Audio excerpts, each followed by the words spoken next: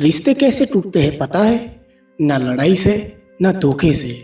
बस दो लोग एक दूसरे का इंतजार करते रहते हैं कि वो पूछेगा, वो बताएगी, और कोई नहीं पूछता, ना ही कोई बताता है। और एक दिन वो रिश्ता इतना हल्का हो जाता है कि खत्म होने की भी आवाज नहीं आती। ये कहानी उस खामोशी की है। हमारे बीच सब ठीक था, ना कोई बड़ी लड़ाई, ना कोई ड्रामा। बस एक ऐसा रिश्ता जहाँ केयर तो थी, लेकिन अल्फाज कम थे। वो कभी कभी चुप हो जाती थी, मैं नोटिस भी करता था, लेकिन पूछता नहीं था, क्योंकि मुझे लगता था कि टाइम देना चाहिए। और जब मैं चुप होता था, वो भी कभी नहीं पूछती थी, क्योंकि उसे लगता था जरूरी होगा तो वो खुद बोलेगा। हम दोनों एक दूसरे का इंतजार कर रहे थे, और हम दोनों को लगता था हम समझदार हैं। यही सबसे बड़ी गलती थी। धीरे धीरे हमने एक दूसरे के बारे में अपने अपने दिमाग में कहानियां बनानी शुरू कर दी। मैंने सोचा उसका मन भर गया है, और उसने सोचा शायद इसे अब परवाह नहीं। दोनों गलत थे, लेकिन दोनों ने एक दूसरे से नहीं पूछा।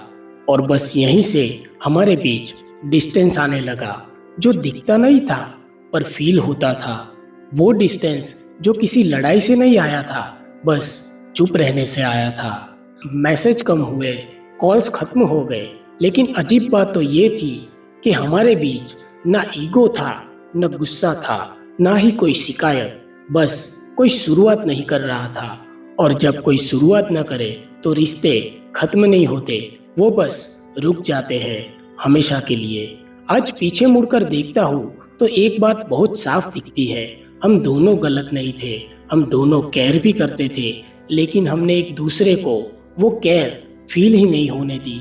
आज हम दोनों अपनी अपनी जिंदगी में ठीक है, लेकिन कभी कभी सोचता हूँ, अगर उस दिन हम में से किसी एक ने बस इतना पूछ लिया होता, आंखों में देखकर कि सब ठीक है, तो शायद आज कहानी कुछ और होती। हम दोनों समझदार तो थे, बस एक दूसरे को समझ नहीं पाए।